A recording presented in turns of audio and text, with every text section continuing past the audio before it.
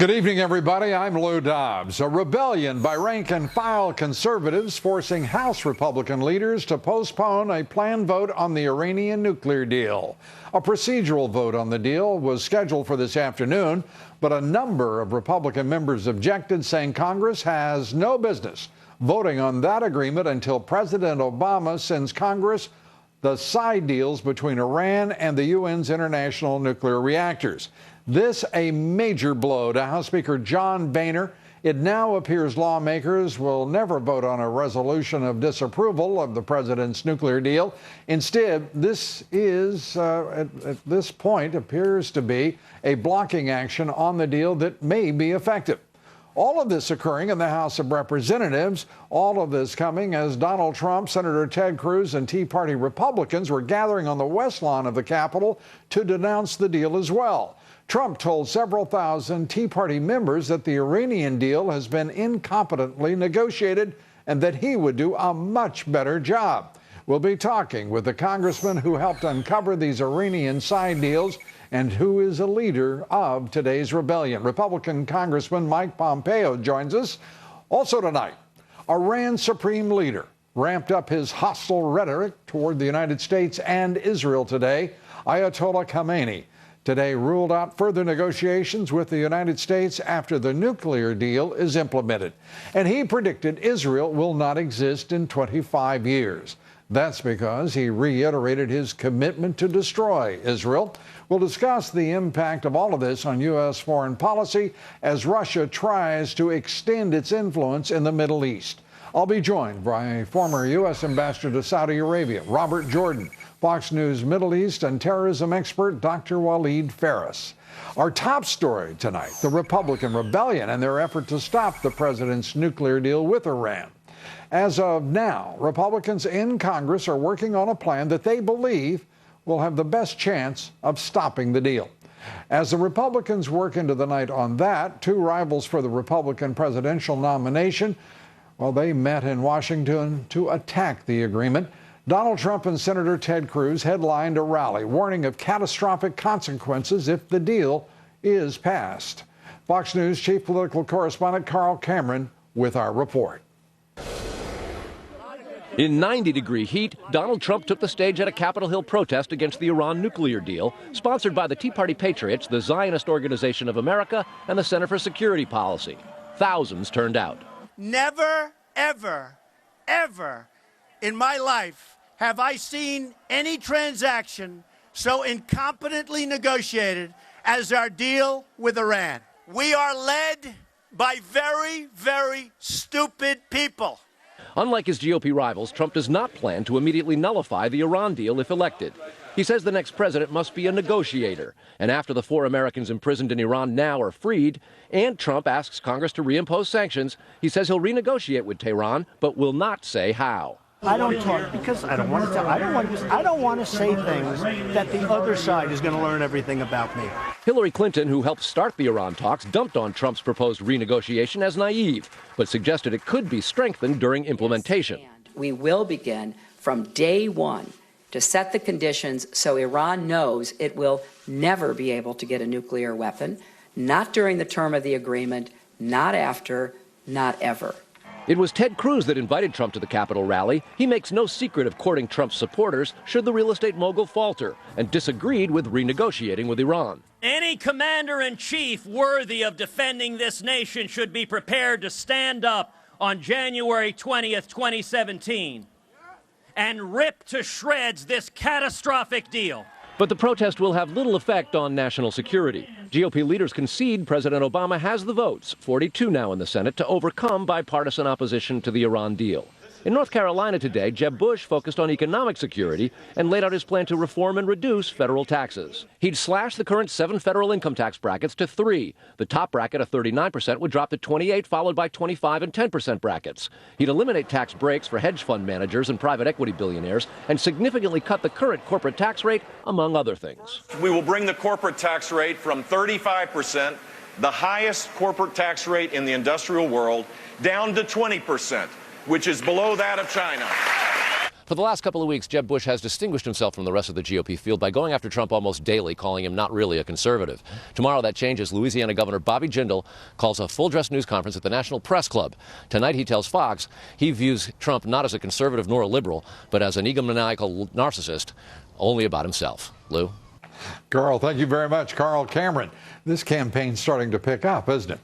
Well, conservatives in the House have had it with their Speaker and Majority Leader Mitch McConnell in the Senate, apparently.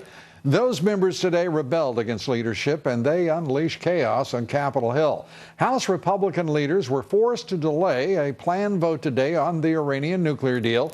Speaker Boehner once again badly miscalculated the degree of support within his own caucus.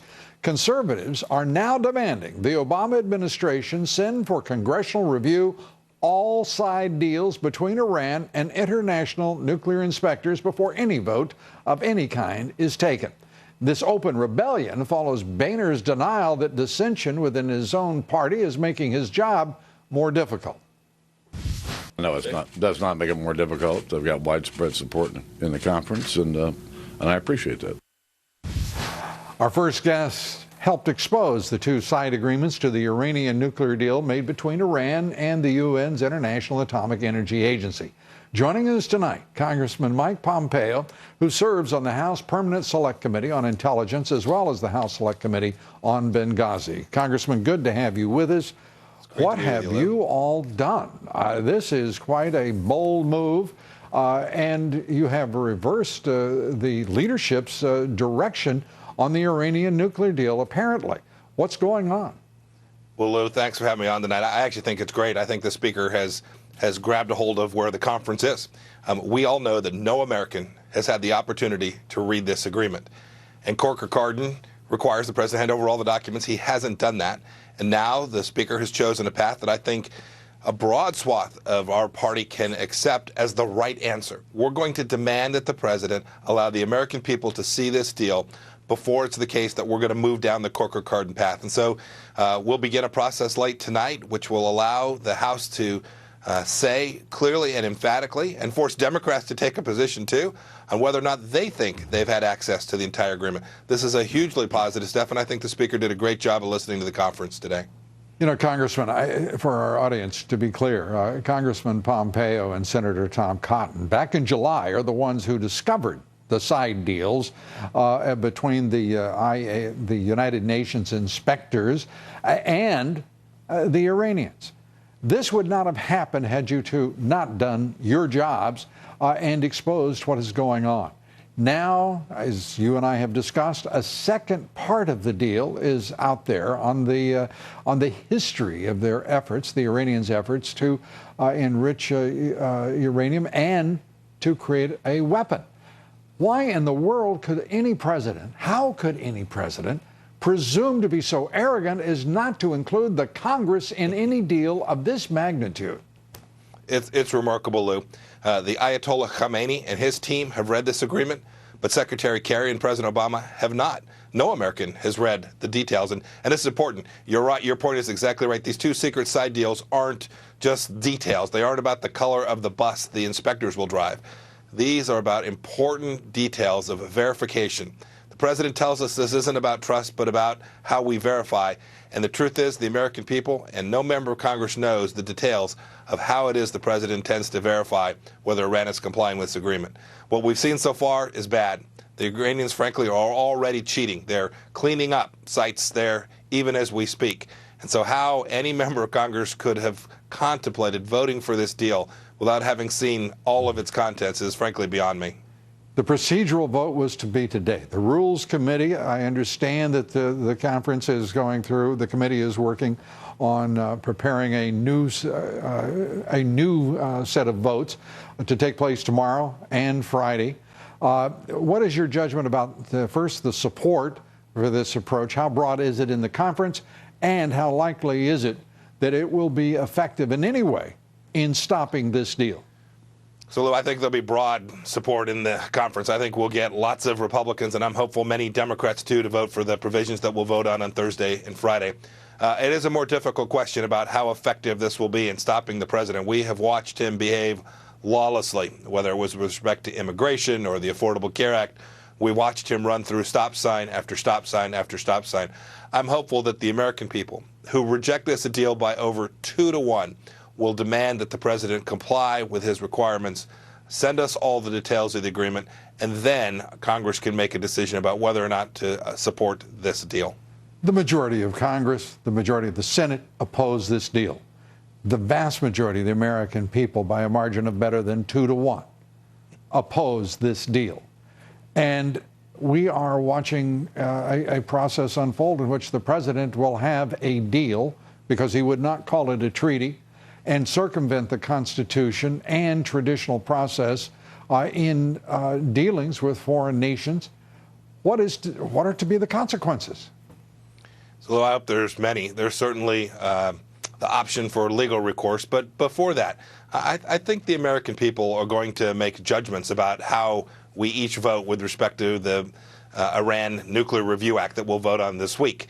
I think they will evaluate their elected officials, and I think they will hold them accountable for how they vote. Does the Republican leadership in both the House and the Senate and the Republican National Committee, do they have the guts to hang this deal around the necks of every Democrat who has supported it in 2016?